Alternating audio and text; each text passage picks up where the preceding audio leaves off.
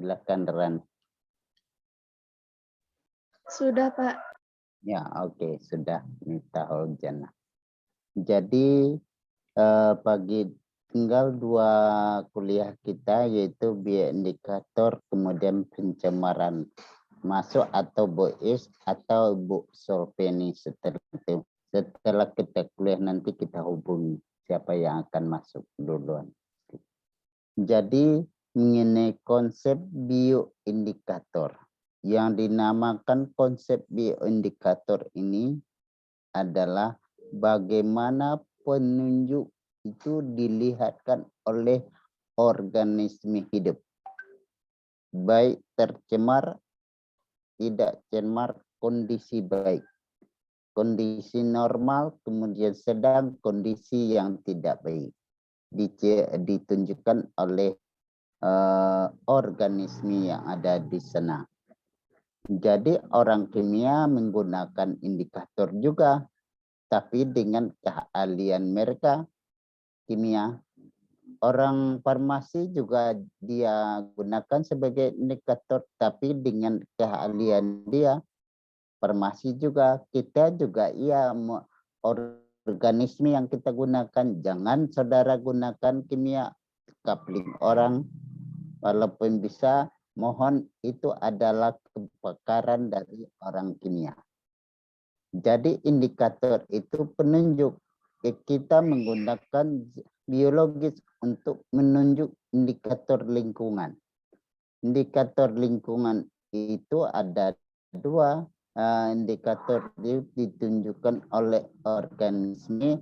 Ada kondisi lingkungan baik, kondisi lingkungan yang tidak baik, kemudian kondisi lingkungan sedang. Bisa jadi kondisi lingkungan itu dibagi 5, Tio.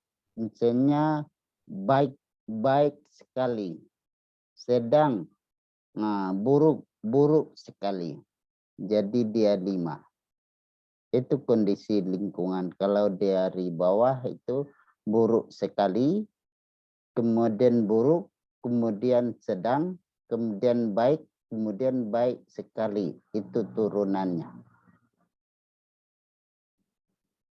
Jadi yang kita tanya ya Tio, kepada Tio Firmansyah, itu konsep indikator itu peubahnya apa? Karena kita ke orang pilihan kemarin kita tanya habitat itu, atau dia definisinya panjang, tapi keywordnya tidak masuk. Peubah dari habitat itu apa? Peubah itu yang tertinggal sama mereka. Misalnya kalau ekosistem, apa bedanya? Kalau ekosistem masuk dia pengurai di sana. Kalau tidak disebutkan pengurai berarti belum ekosistem, masuk ke dalam habitat. Kita tanya Tio, bioindikator itu apa peubahnya?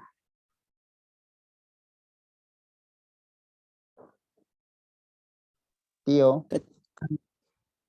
Itu Pak, bio itu Pak, komponen abiotik, biotik, faktor lingkungan, dan pengurai Pak.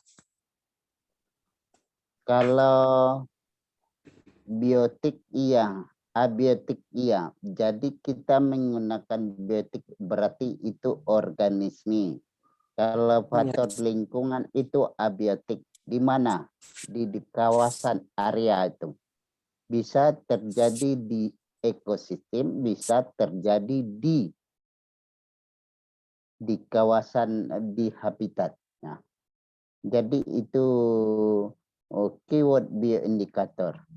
Jadi indikator penunjuk yang disebutkan adalah kualitas lingkungan itu yang ditunjukkan oleh bioindikator.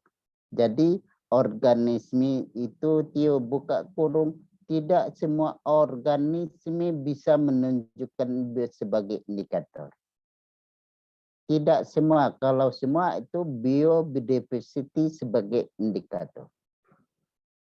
Jadi ada sifat khusus organisme yang rentan dengan kondisi lingkungan. Tadi itu berarti indikatornya. Kalau dia itu indikator penunjuk kondisi lingkungan. Tidak semua organisme ada organisme khusus untuk penunjuk kondisi lingkungan. Tidak semuanya ini apa namanya sebagai indikator. Husnul, apakah jenis keladiannya sebagai indikator? Husnul, Mufidah. Iya, Pak. Kalau jenis keladian yang model di dataran rendah ada. Dia spesiesnya sama. Di dataran rendah ada dia. Di dataran sedang ada aja. Di dataran tinggi ada dia. Yang namanya sama, cuma yang berbeda adalah bentuk morfologinya dia. Tetapi setelah diiden dia sama. Apakah itu masuk bioindikator? Masuk, Pak. Kenapa?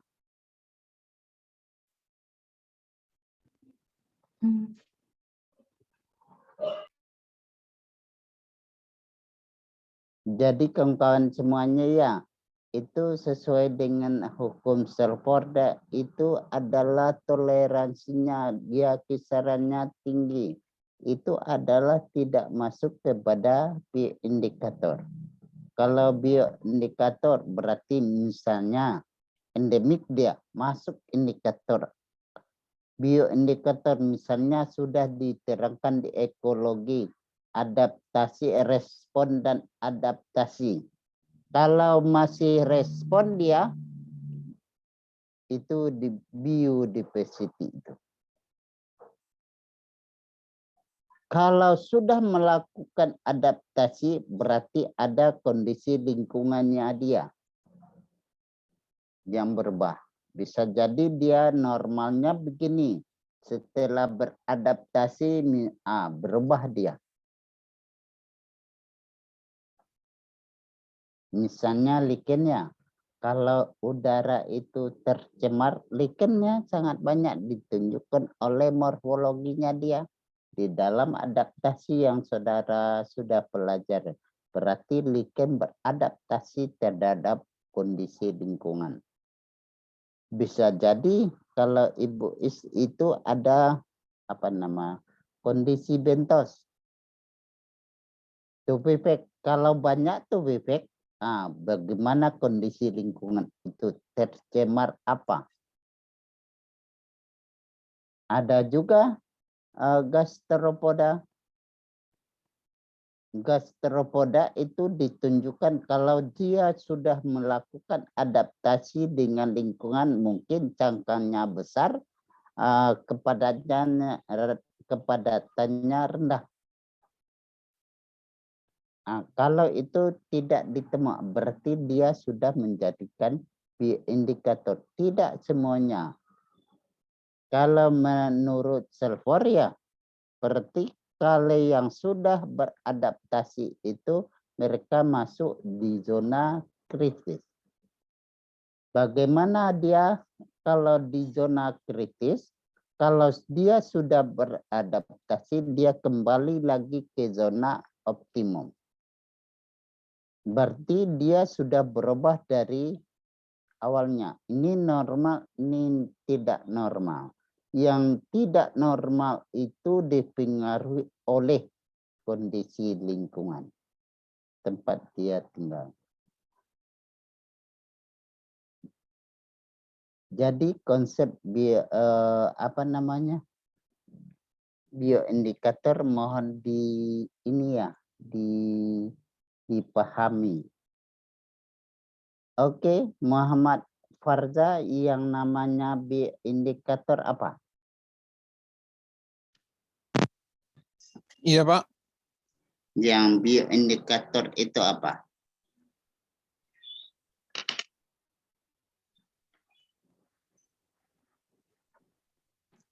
Oh, kelompok atau komunitas organisme yang saling berhubungan, Pak.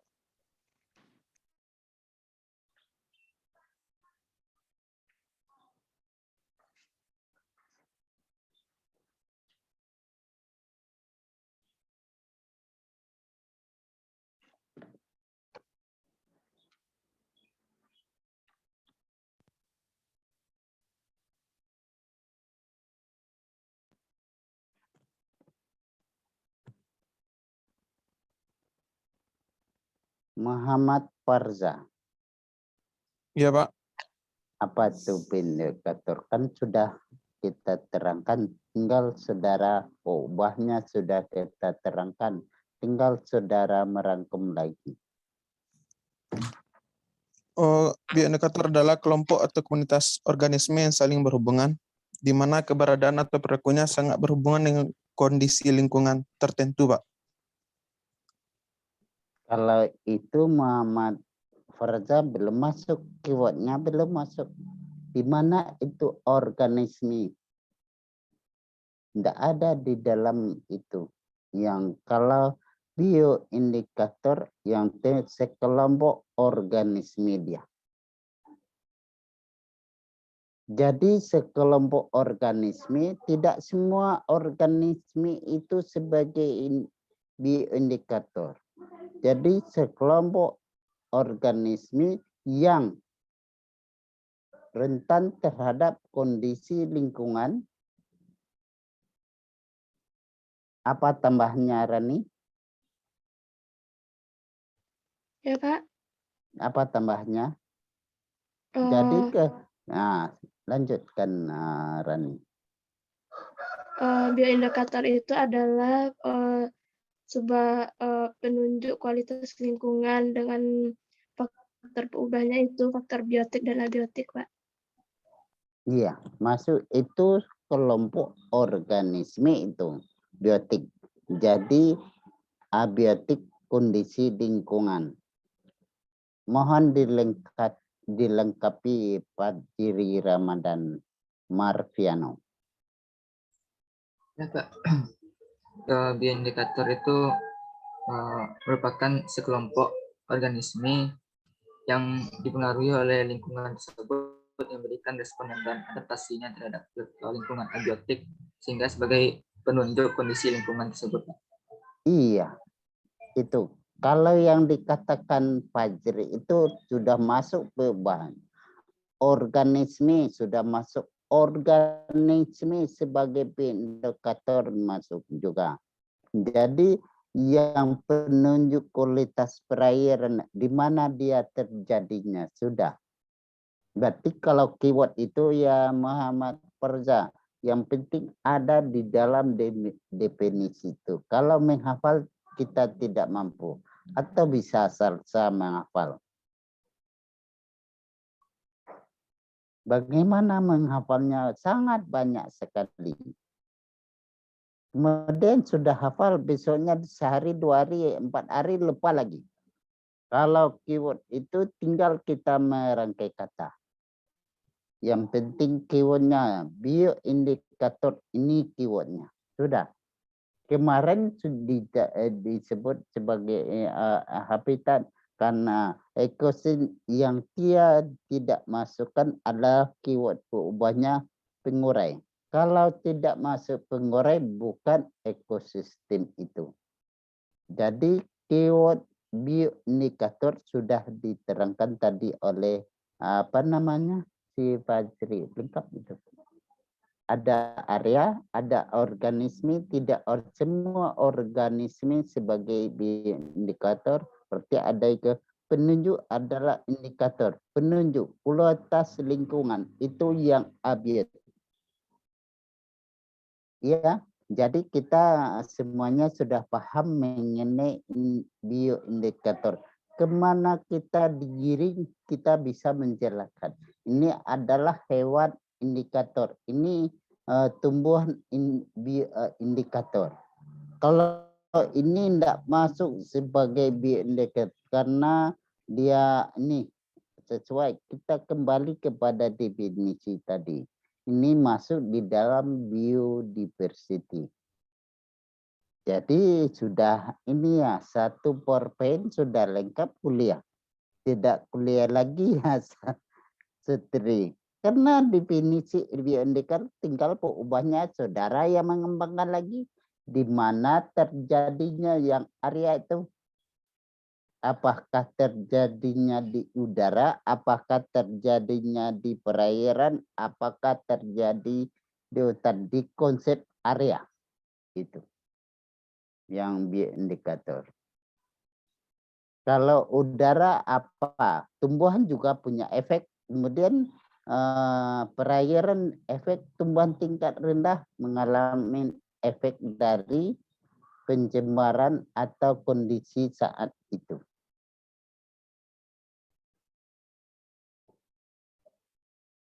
Oke, kita lanjutkan PPT kedua. Klasifikasi bioindikator ini salah ketik kita tadi. Mohon dimaafkan aja. Nanti yang bagusnya kita berikan ya. Jadi ini belum kita isi. Meza. Jadi klasifikasi bioindikator. Yang pertama itu yang di sininya adalah tipe. Tipe dari indikator. Jadi tipe ini banyak, apa yang terjadi di udara, apa yang terjadi di perairan, apa yang terjadi di hutan, itu masuk tipe indikator atau tipe penunjuk. Kalau sudah ada tipe indikator, kemudian di sampingnya adalah apa? Mitahol jana.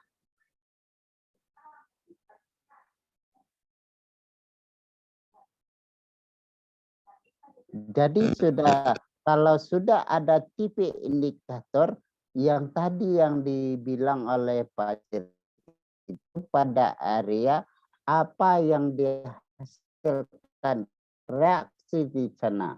Kenapa dia normal kembali tidak normal? Karena mereka mengalami adaptasi.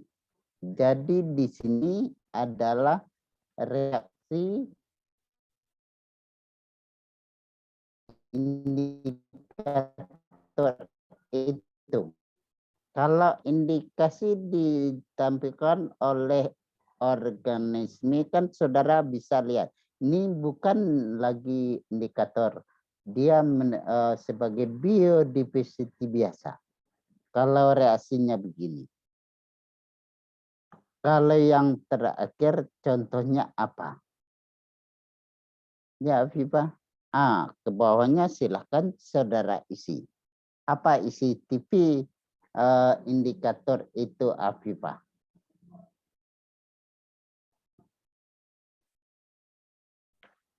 Apa, Afifah?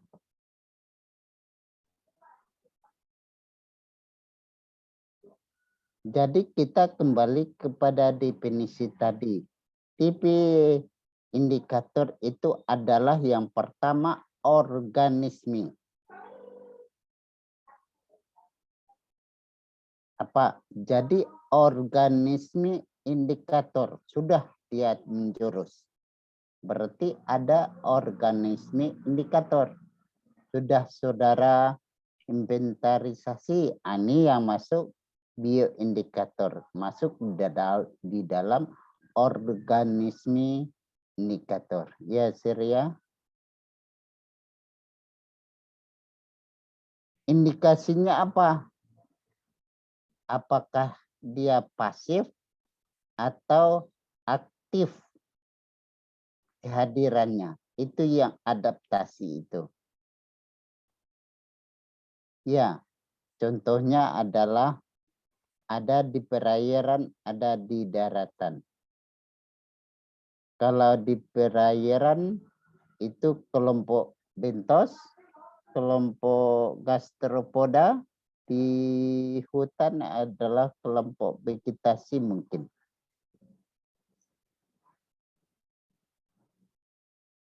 Yang kedua apa, Nur Fadilah?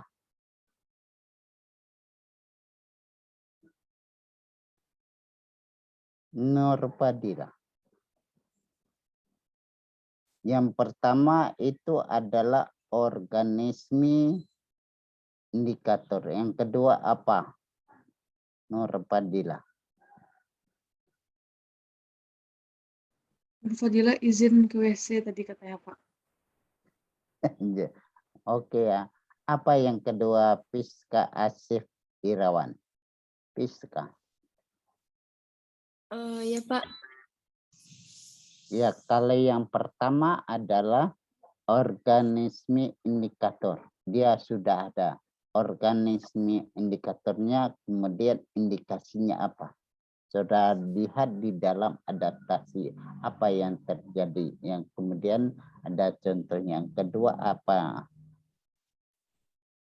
Lingkungannya Pak. Lingkungan yang mana? Itu kalau lingkungan terakhir itu. Ada 3, ada 4 baru lingkungan lagi. Ya, klasifikasi ini ke apa namanya? Ke definisi tadi. Kalau yang pertama sekelompok organisme yang jadi kelompok organisme yang ini yang disebut dengan indikator organisme sudah menjurus dia. Biodiversity tidak kita inikan lagi. Yang kedua itu diadaptasi itu adalah organisme itu bisa dipantau. Jadi yang kedua adalah monitoring. Monitoring yang kedua. Jadi yang namanya bioindikator atau organisme indikator bisa enggak dia kembali menjadi biodiversity atau tetap menjadi bioindikator? Bagaimana Indah? Misalkan 10 tahun atau 15 tahun lagi. Jadi sekarang dia masuk organisme indikator. Reaksinya begini, contohnya ini. Dalam 15 tahun lagi atau 10 tahun bisa dia menjadi biodiversity, tidak lagi sebagai organisme indikator. Mohon dibantu Furkan di wiki.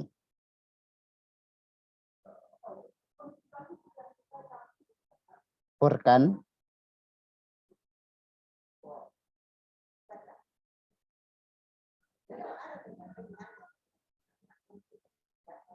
Furkan Dwiki. Mohon dibantu Hari Sumartin. Iya Pak. Bisa diulang tadi Pak, putus-putus Pak. Iya, diulang lagi ya Hari. Jadi organisme yang kedua adalah monitoring. Kalau yang pertama adalah organisme indikator.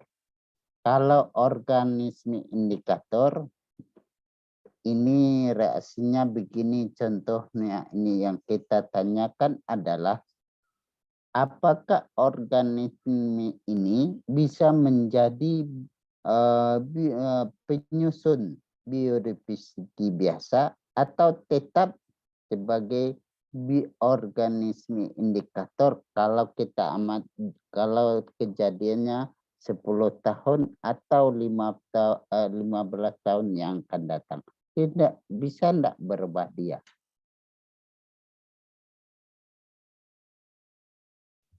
Mungkin bisa Pak.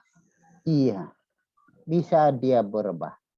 Jadi dari zona kritis bisa menjadi zona biasa.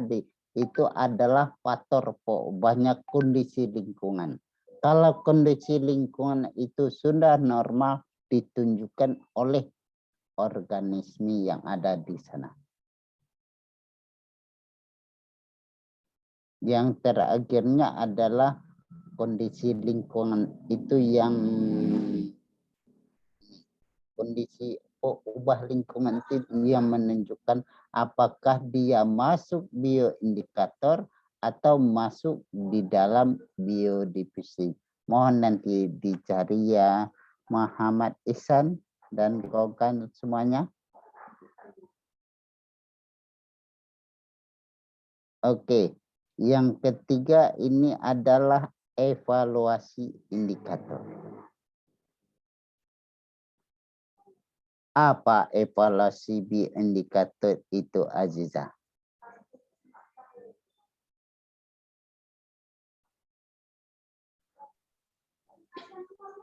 Azizah Inayah Putri. Silakan, evaluasi indikator itu apa?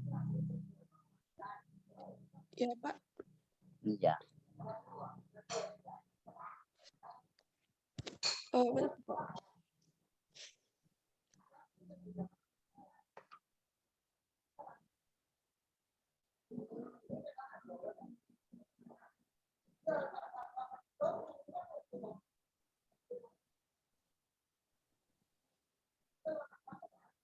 Mohon dibantu Indah Rizka Alivia.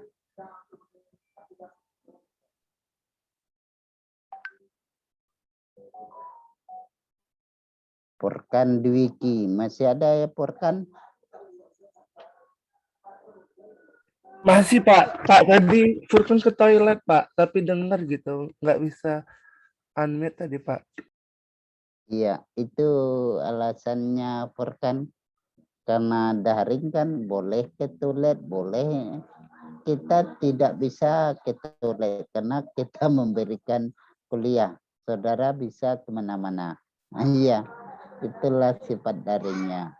Furkan masih di Palembang atau dia sudah ada di UNAN? Udah di Padang Pak, Kenapa?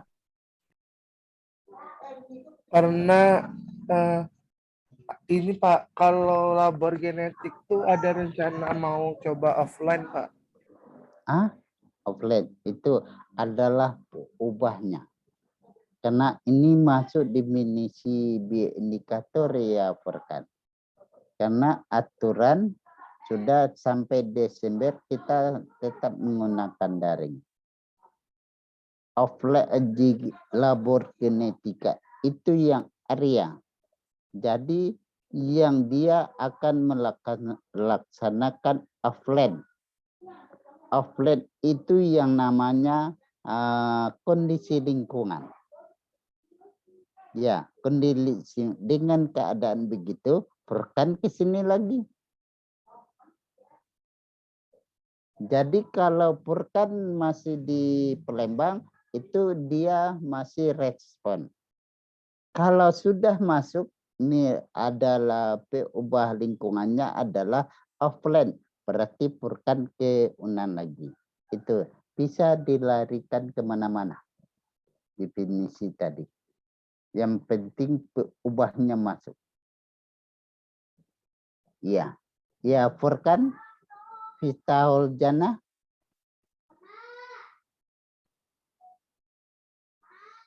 Miza. Yang evaluasi apa? Apakah evaluasi sama dengan biomonitoring?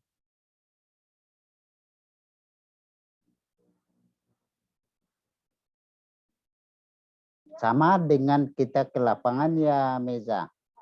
Jadi kalau kita di lapangan, dosen dan mahasiswa berbaur dia. Tidak ada benang merahnya. Pak, ini Pak mohon. Karena kita kondisinya darurat di lapangan. Misal contoh nak Furkan Alifah. Kalau di lapangan berarti walaupun contohnya aja ya tempat kamar mandi semuanya ke sana. Baik dosen ke sana, mahasiswa ke sana. Kalau sudah di kelas, ada enggak benang merah? Satu dosen, kemudian mahasiswa lagi. Ada benang merah. Apakah itu masuk evaluasi atau masuk biomonitoring Miza?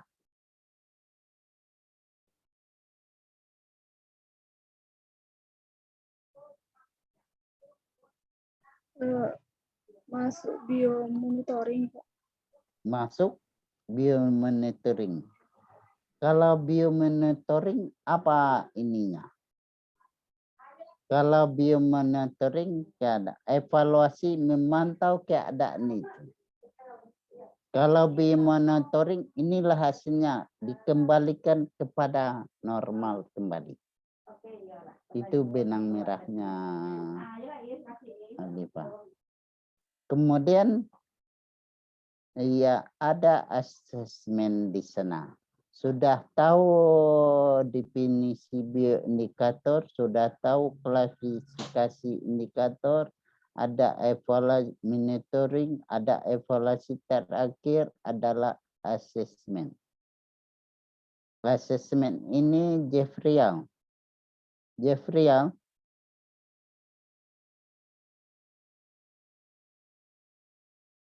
tidak ada dia.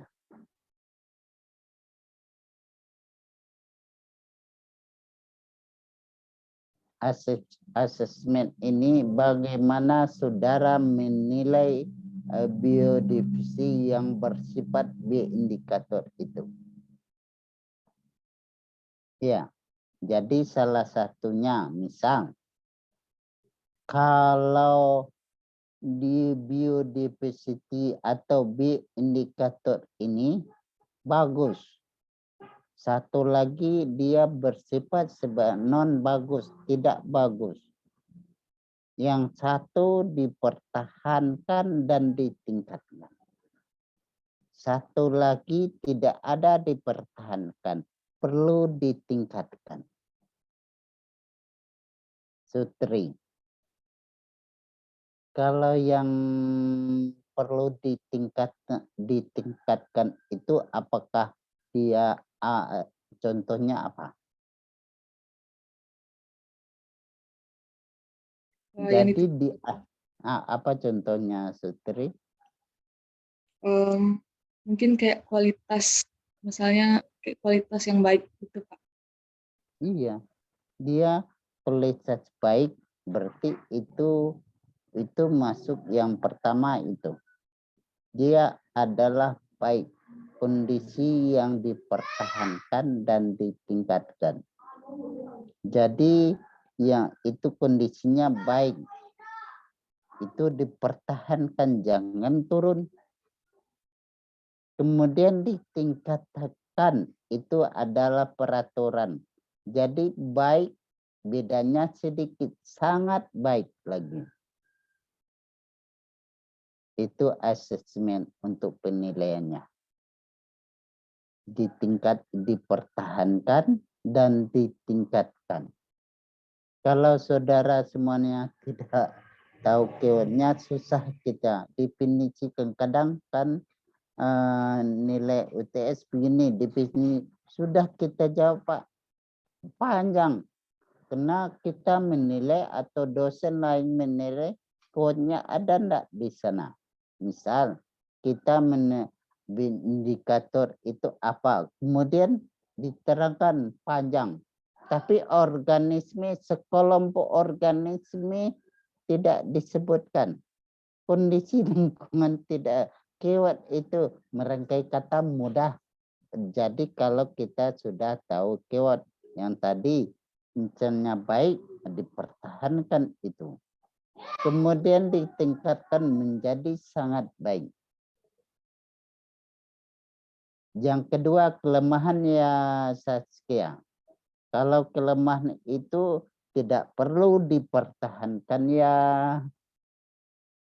Salsa. Apakah kelemahan itu dipertahankan? Restu? Tidak, Pak. Tidak dia. Yang kita upayakan adalah peningkatan. Jadi peningkatan itu masuk di dalam hukum Selfor. Sudah dibaca hukum Selfor itu Zaskia? Dan kawan-kawan, karena kita masuk di dalam, dia di zona kritis. Kemudian bisa berubah, bisa. Oke, ada pertanyaan kawan-kawan semuanya? Silakan bertanya. Satu dari Putra dulu.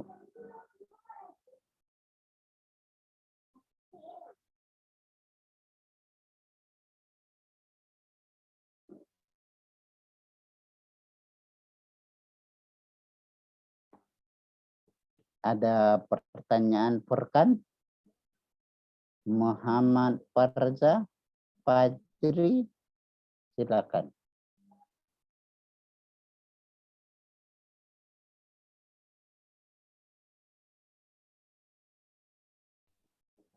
Dari tadi nak Furkan ini tidak ada gambarnya keluar. Ya. Boleh dimuatkan tapi gambarnya ada.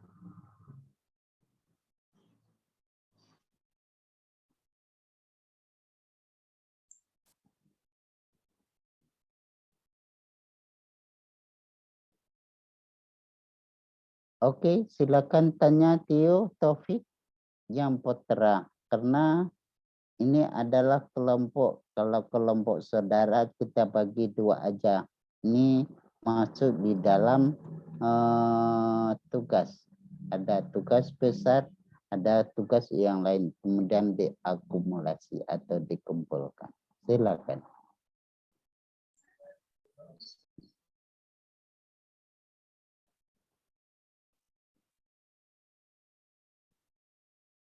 Izin bertanya, Pak. Silakan. Bismillahirrahmanirrahim. Assalamualaikum warahmatullahi wabarakatuh, Bapak. Perkenalkan, Pak, saya Fajri Ramadan, Pak. Izin bertanya, Pak. Dari yang Fajri tahu itu capung itu dikatakan sebagai bioindikator air yang bersih.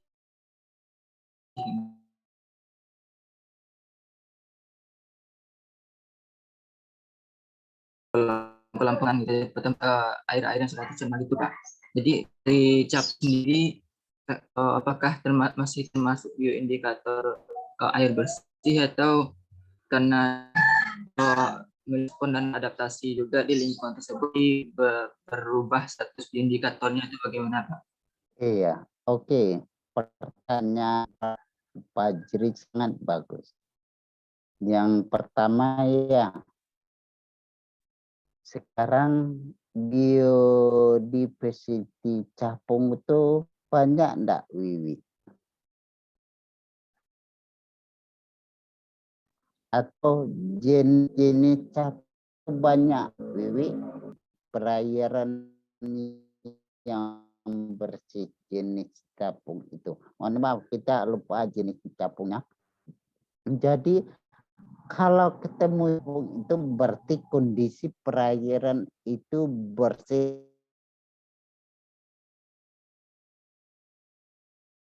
dan boleh diminum. Biasanya capung itu di daerah perairan yang deras.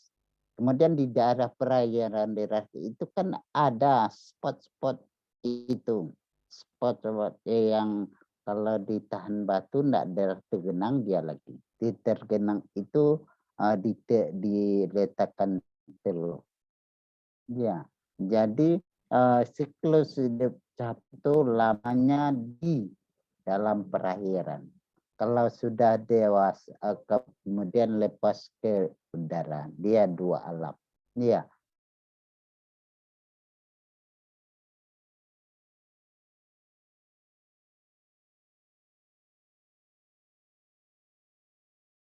Indikator perairan bersih.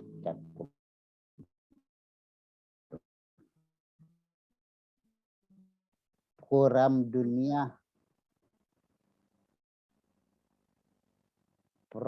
dunia tentang bioindikator. Ya. Kayaknya tinggal mungkin ya. Ini banyak program dunia tentang bioindikator itu. Bagaimana nasional, bagaimana nasional, kemudian diturunkan oleh provinsi atau gubernur, kemudian diturunkan oleh kota dan kabupaten. tadi sudah kita ini kan, kalau nasional dia 3 aja lingkungan itu. Ada baik, ada sedang, ada buruk. Kemudian Gubernur Pak Mahyildi buat 5. Yang buruk itu buruk dan sangat buruk. Baik, sedang, baik, dan sangat baik. Kenapa diturunkan kembali, Aziza?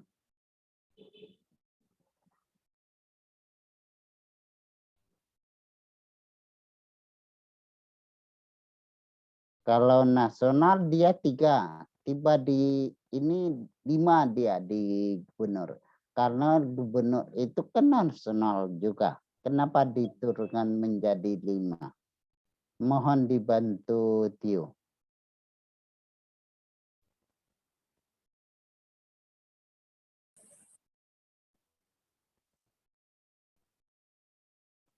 Mohon dibantu Vivian Ramadhani. Iya, Pak. Mohon dibantu. Kenapa bisa begitu? Maaf, Pak, tadi suaranya kurang jelas. Iya. Mohon dibantu Seria.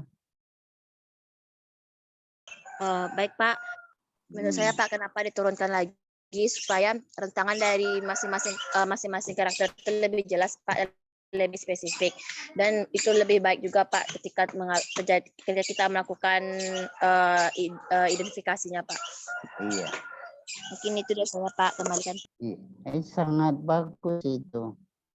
Nah, kita apa namanya? Kenapa diturunkan kembali? Karena distribusi organisme nasional itu tidak sama. Untuk contoh kecil aja ya. Ya, perairan Danau Meninjau kan banyak keramba apung. Di Singkara sedikit keramba apung. Di danau atas, danau bawah tidak ada keramba apung. Apakah masyarakat danau atas, danau bawah itu miskin, Alifah?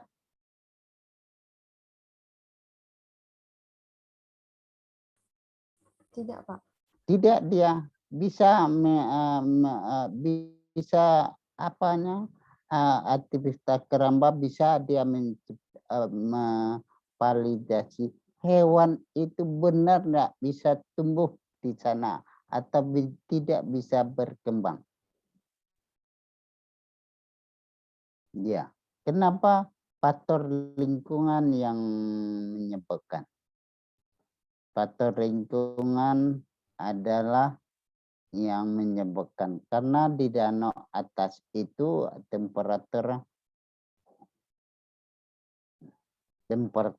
dingin. Kalau hewan keramba tidak sanggup dingin. Iya, jadi sebelum ini ya mohon dikirimkan link daftar absen karena di chat nanti lupa ya.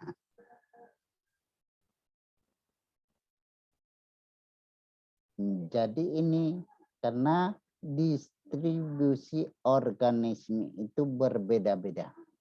Tergantung dengan kondisi lingkungan. Itu yang disebut definisi indikator area itu. Kenapa diturunkan lagi? Karena kondisi kita berbeda dengan kondisi Irian. Berbeda dengan Kalimantan. Ya, itu dia. Jadi tolok ukur ini nasional. Jadi sudah dikeluarkan oleh nasional ambang batas. Misalnya PA ini ambang batasnya. Kemudian suhu ini ambang batas untuk biodiversity.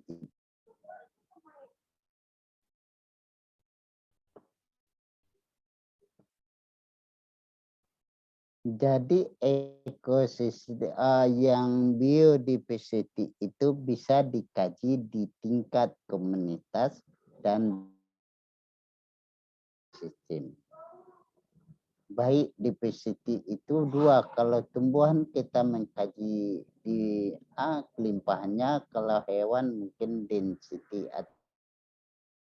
Juga terjadi indikator biotik. Kemudian multivariate method untuk mencari atau menganalisis apakah dia masuk di dalam indikator biotik atau apakah dia masuk di PCT, dikaji dengan multivariate method.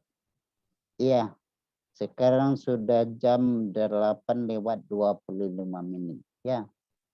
Ada yang ditanyakan, silakan kelompok yang perempuan lagi. Cepat bertanya ya, karena jam 8:30 kelompok 1 yang presentasi ini masuk penilaian presentasi tugas.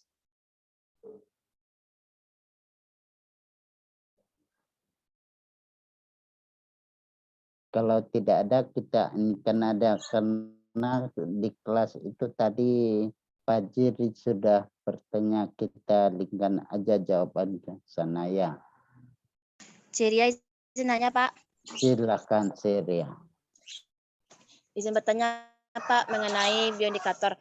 Jika kan Pak di satu perairan itu ada planktonnya Pak, dan perairan itu diindikasikan sebagai perairan yang bersih Pak ketika kita ukur faktor fisika dan kimianya Pak, dan itu airnya bersih. Tapi ketemu plankton ini Pak, sedangkan ketika di sumber mata air lain Pak, dia juga diidentifikasi bersih Pak, dan namun plankton yang sini tuh nggak ada di sumber mata air lain yang keduanya Pak. Apakah plankton ini dapat kita katakan sebagai bioindikator atau tidak Pak? Iya. Mungkin sekian Pak, terima kasih Pak. Jadi oke, Seria Hafizah, ini sangat bagus pertanyaan. Apakah plankton ini sebagai bioindikator? Sampai sekarang belum ada ya Aziza. Jadi dia bisa dipakai di tingkat komunitas. Kita lihat di PCT-nya. Dia penyusun indikator akuat. Kemudian dengan apa dikaji dia bersifat bioindikator, mari kita lihat multivariate method. Atau kita lihat di indeks, nanti diterangkan oleh Ibu Is nanti. Jadi di indeks kita lihat. Kalau indeks nasional atau yang menciptakan adalah baik, sedang, dan buruk. Kemudian diturunkan lagi. Baik itu baik dan baik sekali, sedang, buruk sekali dan buruk. Itu apakah multivariate method sinkron dengan indeks tadi. Kalau sinkron dia masuk di dalam bioindikator tingkat komunitas. Karena plankton itu dipengaruhi oleh sedikit arus. Ya, Syria dan kawan-kawan semuanya. Jadi yang bersifat indikator itu dia menetap di sana. Kalau menetap di sana, kalau dia bisa lari itu adalah respon. Kalau sudah ada adaptasi berarti dia tidak bisa lari. Konsekuensinya kalau kondisi lingkungan berubah, kalau tidak bisa, mati dia. Kalau bisa dia beradaptasi menjadi indikator penunjuk kondisi yang terjadi pada area itu. Bagus pertanyaan Syria. Ya, oke, kelompok 1 silakan saudara presentasi. Kelompok yang perempuan sudah diwakilkan oleh Syria. Nilainya sama. Putra sama nilainya, Syria dan sama nilainya untuk perempuan. Artinya putra dengan putri mungkin berbeda nilainya. Silakan kelompok 1.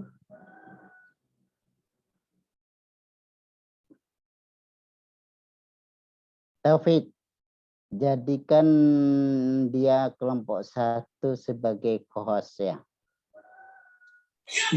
Iya Pak, untuk izin share screen-nya sudah bisa kok Pak. Iya. Oke.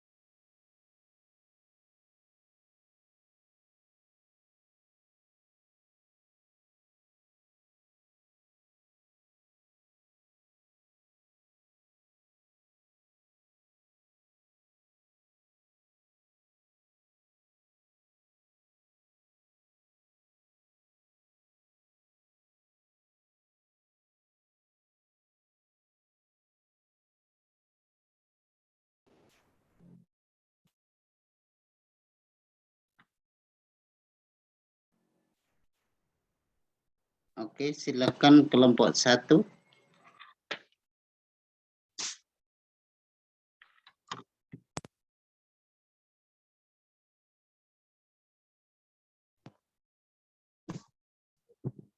Silakan kelompok 1 presentasi. Silakan.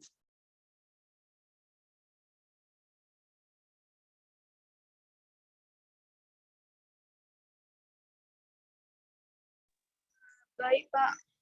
Ya. Bismillahirrahmanirrahim. Perkenalkan Bapak dan rekan-rekan, kami dari kelompok 1 akan mempresentasikan tentang pencemaran dan bioindikator habitat perairan air tawar. Slide selanjutnya, Viva.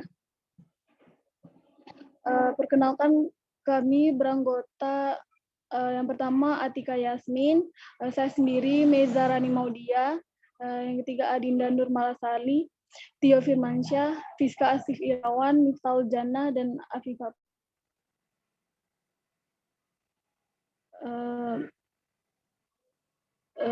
Yang pertama akan dibacakan oleh Fiska Asif Irawan. Kepada Fiska, saya persilakan. Baiklah, terima kasih kepada moderator. Yang pertama yaitu habitat. Ekosistem air tawar merupakan ekosistem dengan habitatnya yang sering digenangi air tawar yang kaya akan mineral dengan pH sekitar 6. Kondisi permukaan air tidak selalu tetap, ada kalanya naik, turun, atau mengering. Irwan 2003. Kondisi di permukaan air tidak selalu tetap kondisinya. Ada fase naik turun, bahkan suatu ketika air tawar dapat mengering karena cuaca yang tidak menentu. Habitat air tawar terdapat di dalam permukaan bumi yang relatif lebih kecil dibandingkan dengan habitat lainnya yang ada di bumi ini, misalkan dibandingkan dengan habitat laut dan daratan. Next, Pak.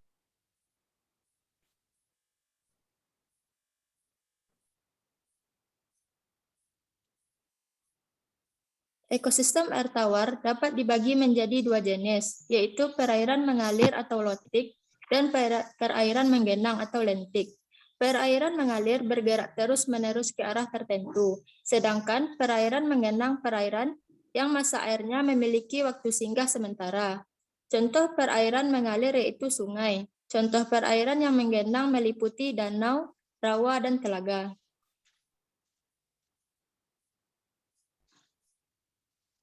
Berdasarkan terbentuknya perairan dibagi menjadi dua kelompok besar, yaitu perairan buatan dan perairan alami.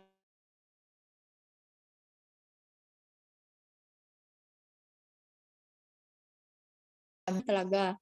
Contoh perairan mengalir buatan alami dan buatan mengalir adalah sungai. Mungkin sekian dari saya kembalikan kepada moderator. Baik, terima kasih Fiska. Selanjutnya akan dibacakan oleh Tio Firmansyah. Pada Tio, kami persilakan. Baik, terima kasih kepada moderator. Selanjutnya, menurut Odum 1990,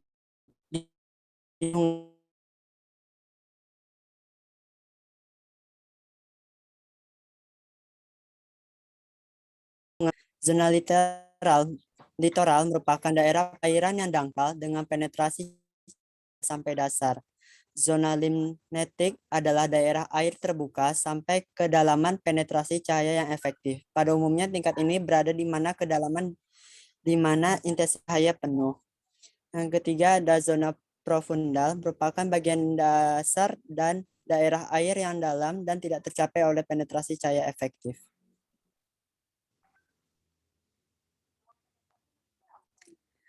Danau. Danau merupakan suatu badan air yang menggenang dan luas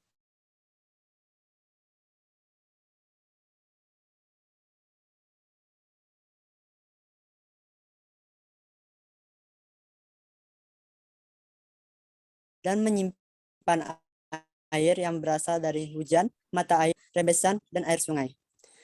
Ini jenis biota yang saling berinteraksi dan berasosiasi di dalamnya, sehingga membuat ekosistem perairan. Biota tersebut akan populasi tergantung kondisi perairannya.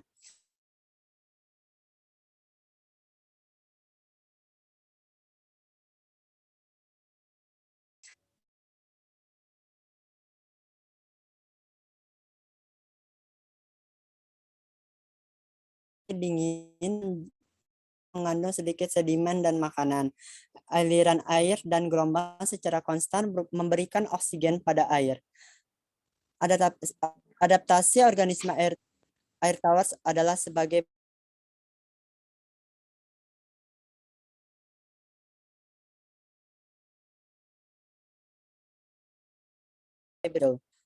air masuk ke dalam sel hingga maksimum dan akan berhenti sendiri. Tumbuhan tingkat tinggi seperti teratai mempunyai akar jangkar atau akar sulur.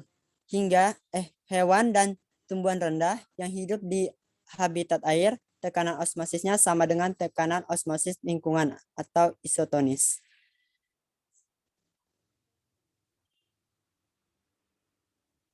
Adaptasi hewan. Ekosistem air tawar dihuni oleh nekton. Nekton merupakan hewan yang bergerak aktif dengan menggunakan otot yang kuat. Hewan yang tingkat tinggi yang hidup di ekosistem air tawar. Misalnya ikan dalam mengatasi perbedaan osmosis melakukan osmoregulasi untuk memelihara keseimbangan air dalam tubuhnya melalui sistem ekskresi, insang, dan pencernaan. Habitat air tawar merupakan perantara habitat laut dan habitat darat. Penggolongan organisme dalam air dapat berdasarkan aliran energi dan kebiasaan hidup.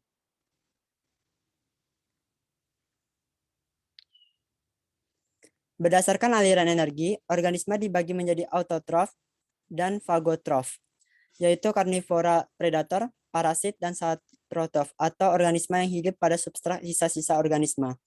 Berdasarkan kebiasaan hidup, organisme dibedakan sebagai berikut. Yang pertama, plankton. Terdiri atas fitoplankton dan zooplankton. Biasanya melayang-layang atau bergerak pasif mengikuti gerak aliran air. Nekton. Hewan yang aktif berenang dalam air, misalnya ikan.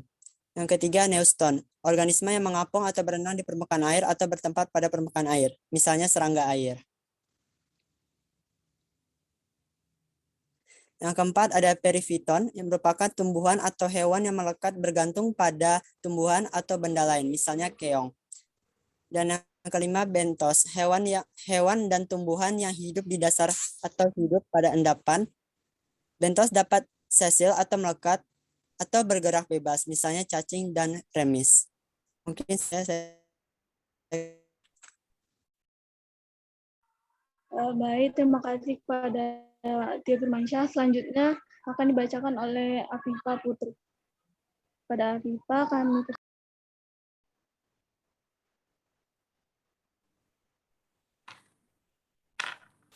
Ini saya akan menjelaskan mengenai pencemaran habitat air tawar. Kaitan terhadap polusi. Air dikenal sebagai pelarut universal sebab mampu melarutkan lebih banyak zat daripada cairan lain di bumi. Itu sebabnya air sangat mudah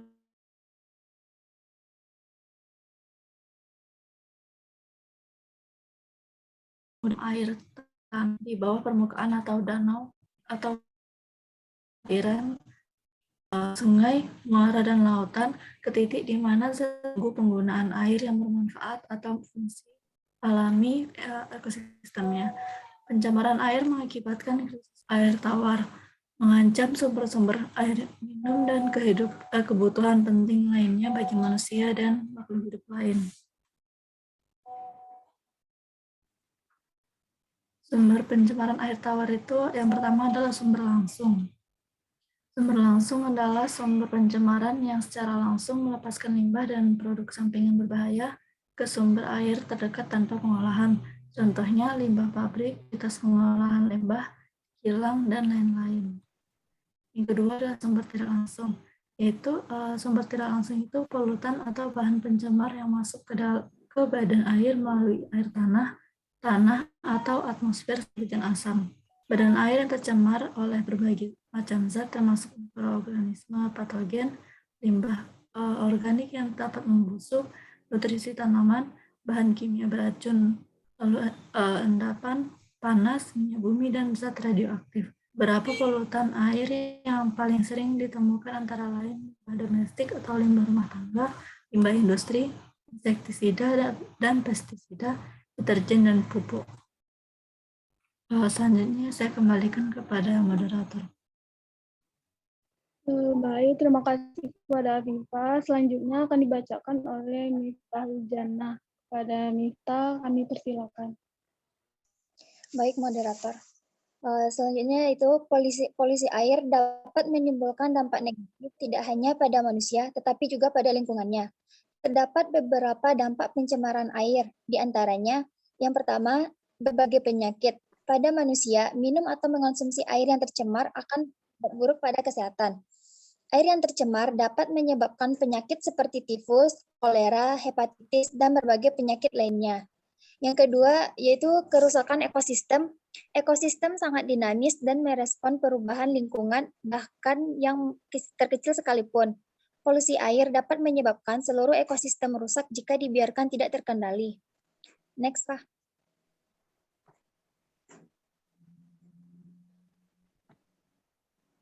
Yang ketiga ada eutrifikasi. Eutrifikasi adalah masuknya bahan kimia dalam badan air yang mendorong pertumbuhan alga atau ganggang. Alga ini membentuk lapisan di atas kolam atau danau, lalu mengurangi oksigen dalam badan air.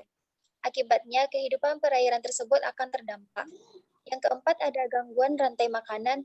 Polusi air menyebabkan dampak negatif pada rantai makanan. Gangguan pada rantai makanan terjadi ketika racun dan polutan dalam air dikonsumsi oleh hewan air, seperti ikan, kerang, dan yang lainnya, yang kemudian dikonsumsi oleh manusia.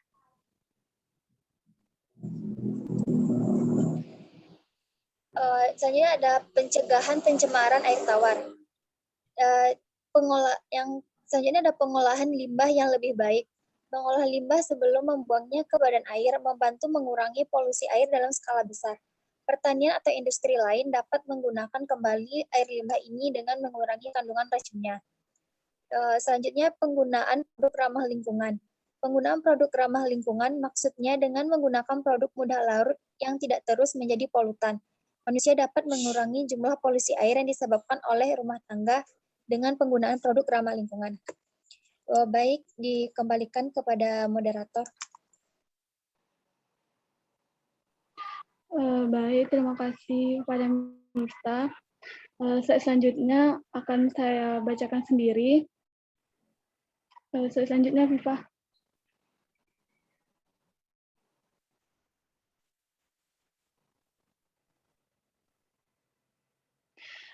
Baik. Bioindikator sangat penting untuk memperlihatkan adanya keterkaitan antara faktor biotik dan abiotik suatu lingkungan. Bioindikator atau indikator ekologis merupakan suatu kelompok organisme yang hidup dan rentan terhadap perubahan lingkungan sebagai akibat dari aktivitas manusia dan kerusakan secara alami. Selanjutnya, apa? Bioindikator berasal dari dua kata, yaitu bio dan indikator. Bio artinya makhluk hidup seperti hewan, tumbuhan, dan mikroba. Sedangkan indikator artinya variabel yang dapat digunakan untuk mengevaluasi keadaan atau status dan memungkinkan dilakukannya pengukuran terhadap perubahan-perubahan yang terjadi dari waktu ke waktu. Jadi, bioindikator adalah komponen biotik atau makhluk hidup yang dijadikan sebagai indikator. Bioindikator juga merupakan indikator biotis yang dapat menunjukkan waktu dan lokasi, kondisi alam atau bencana alam, serta perubahan kualitas lingkungan yang telah terjadi karena aktivitas manusia. Selanjutnya apa? Beberapa kriteria untuk menggunakan organisme sebagai bioindikator adalah yang pertama, secara taksonomi telah stabil dan cukup diketahui. Yang kedua, sejarah alamiah diketahui. Yang ketiga, siap dan mudah disurvei dan dimanipulasi. Yang keempat, taksa yang lebih tinggi terdistribusi secara luas pada berbagai tipe habitat. Yang kelima, taksa yang lebih rendah spesialis dan sensitif terhadap perubahan habitat. Yang keenam, pola keanekaragaman menggambarkan atau terkait dengan taksa lainnya yang berkerabat atau tidak. Yang ketujuh, memiliki potensi ekonomi yang penting. Selanjutnya apa? Fitoplankton. Fitoplankton adalah organisme yang pertama yang akan terganggu oleh masuknya beban pencemar di perairan. Hal ini disebabkan karena fitoplankton merupakan organisme yang langsung memanfaatkan beban pencemaran tersebut.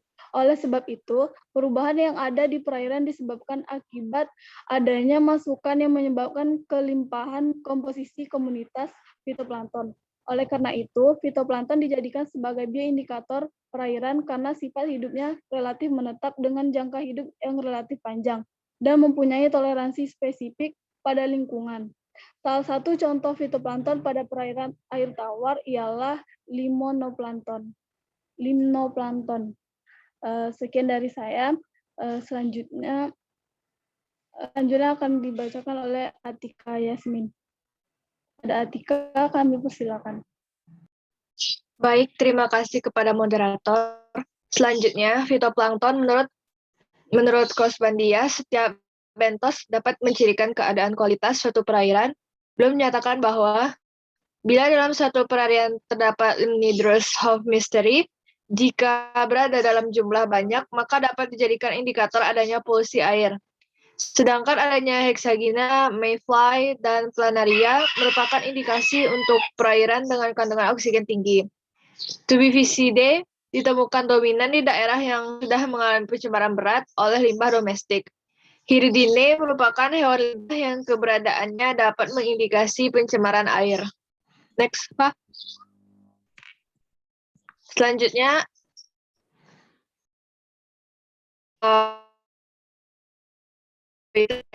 strength atau kekuatan.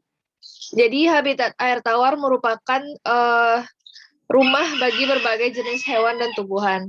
Habitat ini memiliki keanekaragaman spesies yang sangat tinggi jika dibandingkan dengan ekosistem lainnya. Hal ini disebabkan karena kondisi geografis dari masing-masing habitat air tawar yang berbeda. Setiap spesies akan beradaptasi dengan lingkungan sehingga akan terbentuk spesies endemik di setiap daerah atau spesies yang hanya ada di daerah itu. Habitat air tawar tidak hanya penting bagi hewan dan tumbuhan, tetapi juga sangat penting bagi manusia. Karena habitat air tawar yang menyediakan kebutuhan hidup manusia agar kehidupan sehari-harinya dapat berjalan lancar, karena habitat air tawar itu merupakan sumber air bersih, bahan pangan, bahan bangunan, serta mampu mengendalikan banjir dan juga erosi. Next, Pak. Dari seluruh air yang ada di bumi, hanya terdapat 2,5% air tawar. Dan sebagian besar masih berbentuk es di kutub bumi atau berada jauh di bawah tanah. Sungai dan danau hanya menampung sebagian kecil air tawar di bumi ini. Tapi air tawar adalah sumber daya di mana pertanian, industri, dan 7 miliar manusia yang hidup di bumi ini bergantung kepadanya. Karena sumber-sumber tadi, sumber pangan, bahan air, dan juga bangunan,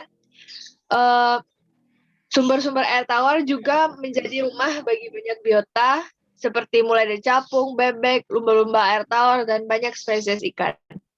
Next, Pak. Kemudian ada weakness atau kelemahan. Di biota yang hidup di air tawar, sebagian besar sangat rentan terhadap perubahan lingkungan. Setiap biota pada air tawar harus beradaptasi dengan perubahan lingkungan tersebut agar dapat berkembang biak dengan baik di habitat air tawar itu. Biota air tawar tidak mampu bertahan hidup di lingkungan yang terus-menerus berubah. Contohnya karena pencemaran.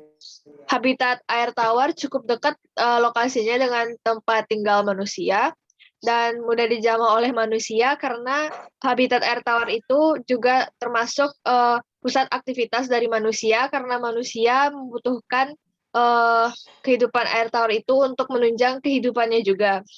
Oleh karena itu, habitat air tawar sangat rentan untuk tercemar dan mengganggu ekosistem yang ada di habitat air tawar tersebut. Sekian dari saya, dikembalikan kepada moderator.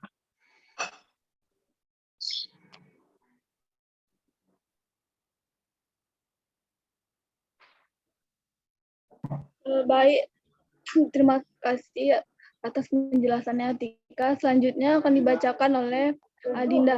Kepada Adinda kami persilakan. Baiklah, terima kasih kepada moderator. Akan saya lanjutkan, yaitu analisis SWOT tentang opportunities atau peluang dari habitat air tawar. Di sisi lain, habitat air tawar juga menyediakan peluang bagi manusia untuk memanfaatkan sumber dayanya. Seperti hewan yang hidup di air tawar memiliki nilai gizi yang cukup bagus, serta tanaman yang juga memiliki kandungan gizi yang bagus. Hal ini dapat dimanfaatkan manusia sebagai bahan pangan. Keanekaragaman spesies yang tinggi pada air tawar juga membuka peluang bagi peneliti untuk meneliti hal tersebut. Dengan melestarikan habitat air tawar, kita juga dapat menjaga sumber air yang diperlukan bagi kehidupan manusia. Seperti yang diketahui bahwa air adalah salah satu komponen penting dalam organisasi kehidupan. Habitat air tawar membuka peluang untuk keberlangsungan kehidupan alam, juga menjadikan sumber ilmu pengetahuan yang akan berguna di masa yang akan datang. Next.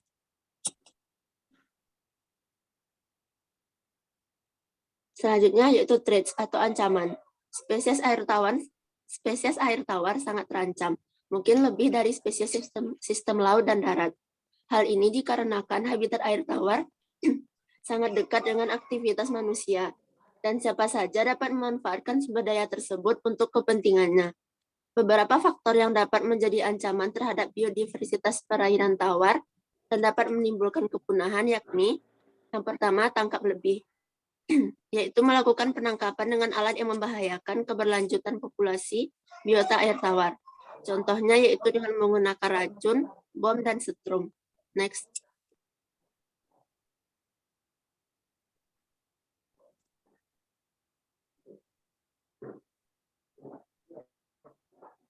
Yang kedua ada introduksi, yaitu suatu kegiatan manusia yang melepaskan atau memasukkan suatu spesies baru yang sebelumnya tidak ada ke dalam suatu perairan air tawar, sehingga nantinya akan membuat spesies yang lamanya akan punah nantinya. Selanjutnya pencemaran atau pemukiman industri pertanian. Pencemaran sangat berpengaruh terhadap biodiversitas perairan tawar. Cemaran yang masuk ke perairan dapat berasal dari perindustrian seperti logam berat, minyak, fenol, dan panas. Pada pertanian yaitu seperti penggunaan herbisida dan pupuk, maupun terhadap pemukiman penduduk. Hal ini membuat jumlah keanekaragaman biota air tawar menurun hingga lebih dari 3/4 hanya dalam kurun waktu setengah abad. Cemaran dapat mengakibatkan munculnya penyakit dan kematian. Next.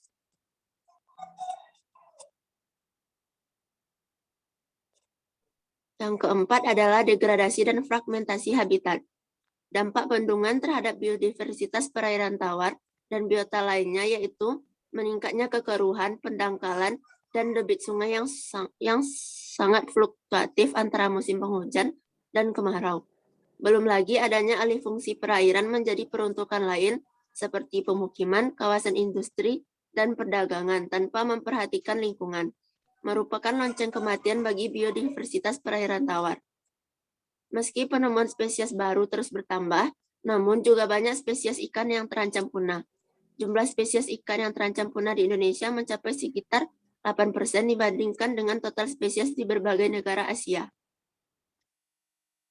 Next. Mungkin sekian yang dapat saya sampaikan. Saya kembalikan kepada moderator. Baik, terima kasih Dinda. Dari materi kelompok 1, apakah ada tambahan dan masukan dari Bapak terkait materi dari kelompok 1, Pak? Oke, terima kasih. Jadi tinggal lagi 15 menit ya kita untuk diskusi. Baik, Pak. Ya, kalau kita diskusi, jadi kelompok saudara yang bertanya 1, kelompok 2, kemudian saudara jawab diverifikasi oleh kelompok 3. Kemudian kelompok 4 bertanya diverifikasi oleh kelompok 5 agar semuanya bernilai semuanya. Silakan. Jadi pertanyaan kelompok 2 dan kelompok 4. Baik, Pak. Dipersilakan kepada Bunda Uni dan rekan-rekan yang kelompok 2 dan 4. Apakah ada yang ingin ditanyakan?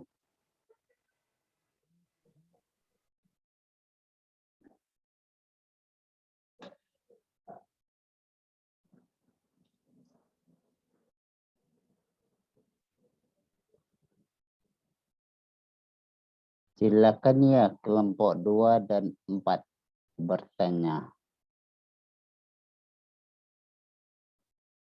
tentang PPT yang ada saran, ada perbaikan untuk PPT-nya. Silakan.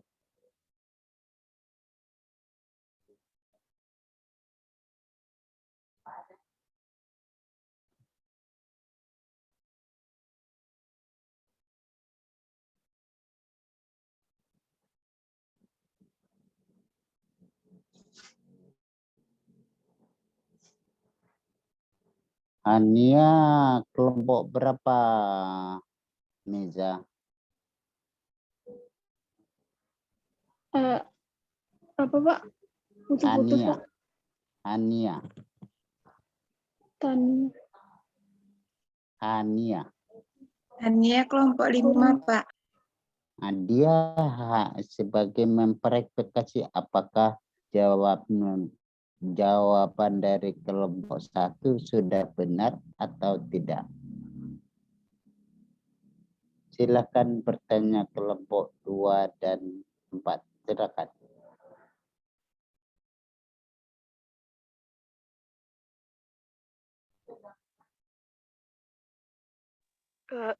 Izin bertanya, Pak. Silakan Nur Hayatul Hanifah. Silakan. Kelompok berapa? Dari kelompok 4, Pak. Silakan. Baiklah, terima kasih Bapak dan rekan-rekan.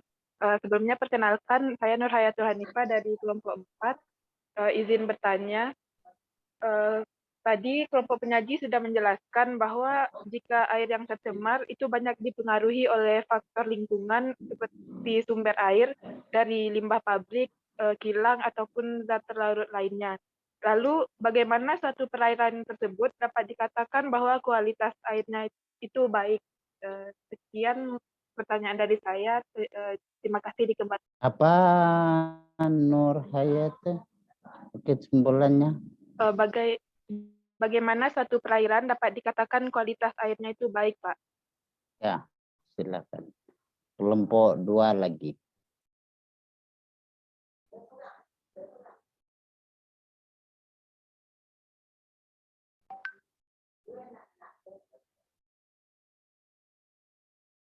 Silakan kelompok 2.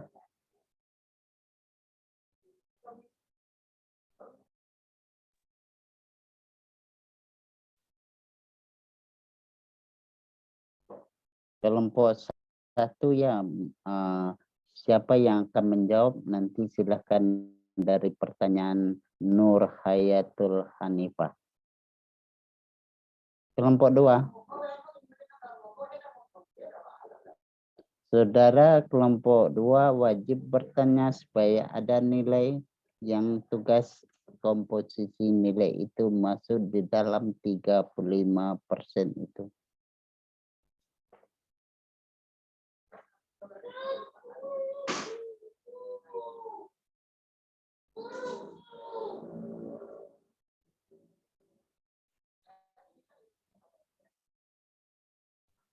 Fajri masuk kelompok mana?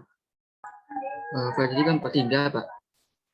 Kelompok 3 berarti saudara memverifikasi kelompok 1 atas jawaban, memverifikasi kelompok 2 atas jawaban dari kelompok 1. Silakan kelompok 2. Pak, izin bertanya, Pak. Silakan Salsa. Baiklah, Pak. Terima kasih, Pak, dari rekan-rekan. Perkenalkan, Bapak dan rekan-rekan, nama Salsa Putri Nabila, nomor BP 1910421006, dari kelompok 2, Pak. Izin bertanya kepada kelompok 1 mengenai dampak pencemaran air tawar. Dampaknya itu seperti berbagai penyakit, kerusakan ekosistem, eutrifikasi, dan gangguan rantai makanan, pengelolaan limbah yang lebih baik, penggunaan produk ramah lingkungan. Jadi saya ingin bertanya mengenai penggunaan produk ramah lingkungan. Yang dimaksud dari produk ramah lingkungan itu yaitu menggunakan produk mudah larut dan tidak terus menjadi polutan. Contohnya seperti apa dalam penggunaan produk ramah lingkungan agar tidak terjadi pencemaran air tawar. Mungkin sekian pertanyaan dari Caca, Pak. Oke, terima kasih Salsa. Oke ya, 5 menit saudara menyampaikan jawaban, 5 menit yang memverifikasi.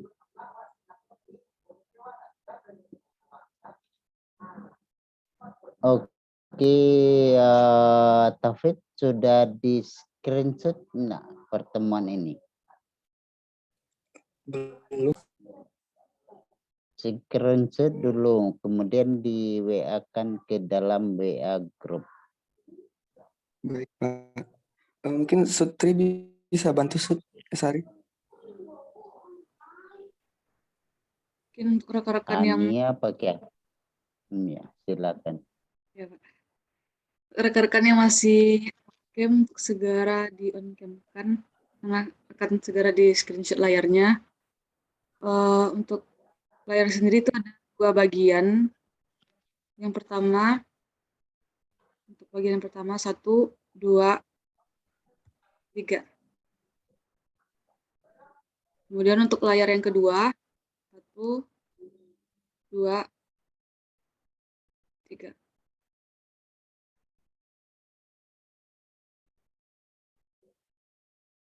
Dikembalikan, Pak.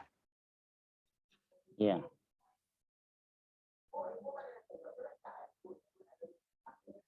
Silakan kelompok 1 dijawab, nanti kita ulas sedikit. Silakan. Baik pertanyaan kelompok 2 maupun pertanyaan kelompok 4.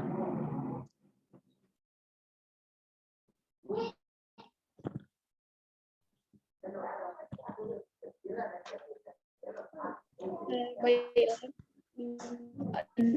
Uni dan rekan-rekan semua. Kami dari kelompok 1 akan menjawab pertanyaan dari Uni Nur yang akan dijawab oleh Miftahul Jannah. Pada Miftah kami persilakan. Oke, silakan Miftah. Baik, moderator, terima kasih atas kesempatannya. Baiklah, saya akan mencoba menjawab pertanyaan dari Uni Nur Hayato. Hanifah, bagaimana kualitas air di perairan dikatakan baik? Suatu perairan dapat dikatakan baik dan mempunyai tingkat pencemaran yang rendah jika kadar oksigen terlarutnya lebih besar dari 5 mg per liter. Sedangkan konsentrasi oksigen terlarut pada perairan yang masih memiliki nilai oksigen yang terlarutnya kurang dari 10 mg per liter. Mungkin sekian jawaban dari saya, Bapak. Apakah ada tambahan dari Bapak? Dikembalikan kepada moderator. Iya. Jadi pertanyaannya sangat bagus itu. Jadi pertanyaan itu bagaimana dengan organisme yang kita ini kan bisa sebagai indikator atau penunjuk kualitas air.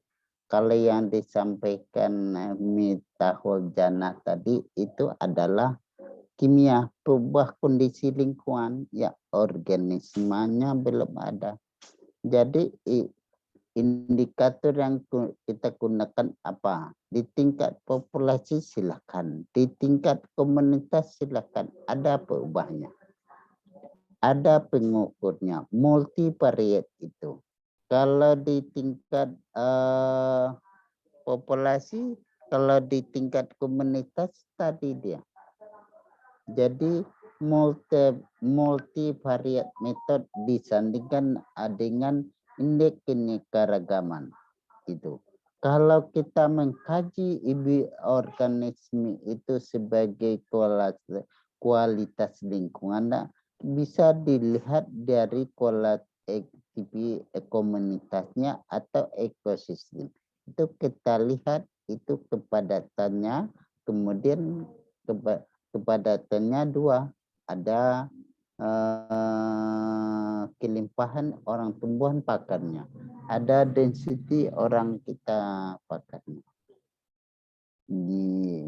Itu tambahan dari kita. Jadi kita melihat kondisinya baik atau buruk itu dengan itu adalah dengan baku mutu. Jadi kalau kita orang biologi bioindikator kita lihatkan dari organisme yang ada di sana. Kalau abiotiknya silahkan, orang kimia, orang farmasi silahkan. Yang penting kalau tercemar ini yang banyak dikaji di tingkat komunitas atau ekosistem, atau dikaji ada yang adaptasi di tingkat populasi. Mungkin itu yang kita dapatkan. Pertanyaan kedua. Silakan. Baik Pak, terima kasih Bapak atas jawabannya. Apakah Uninur sudah mengerti dari jawaban kelompok kami dan Bapak yang sudah melengkapi? Baiklah, terima kasih kepada Bapak dan kelompok penyaji yang sudah memberikan jawaban. Jawabannya dapat dimengerti. Baik Uni, terima kasih Uni. Baiklah, selanjutnya pertanyaan dari Uni Salsa akan dijawab oleh rekan saya. Kepada Atika, kami persilakan. Baik, terima kasih kepada moderator. Saya akan mencoba menjawab pertanyaan dari Uni yang berasal dari kelompok 2, yaitu contoh seperti apa penggunaan produk ramah lingkungan ini. Jadi, saya akan memberikan 2 contoh ruang lingkup. Yang pertama yaitu untuk penduduk biasa dan juga dari sudut pandang industri. Jadi, untuk permasalahan penggunaan produk ramah lingkungan ini, biasanya masyarakat biasa kan di habitat air tawar itu menggunakan airnya untuk kegiatan mencuci kakus. Jadi, kalau misalnya produk yang dipakai untuk saat ini, kita sebagai pembeli yang baik, kita bisa memilih produk-produk deterjen yang memiliki busa yang ramah lingkungan. Karena untuk zaman sekarang ini sudah ada tertera di produk untuk bahan-bahan cuci itu bahwa bahan-bahan yang digunakan sudah ramah lingkungan dan biasa lambang pohonnya di produk kemasan produk itu. Juga saat ini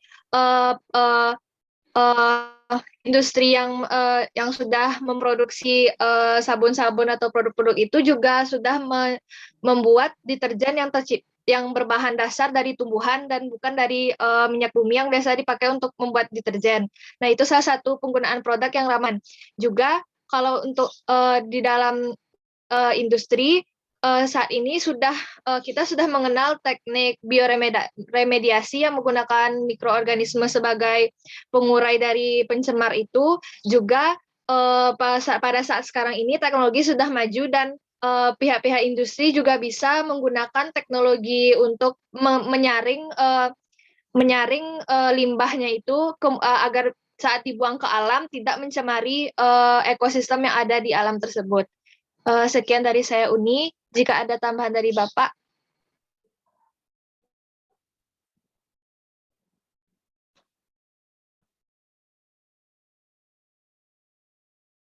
Oke. Ya, sangat bagus sekali jawabannya. Silakan verifikasi oleh kelompok 3.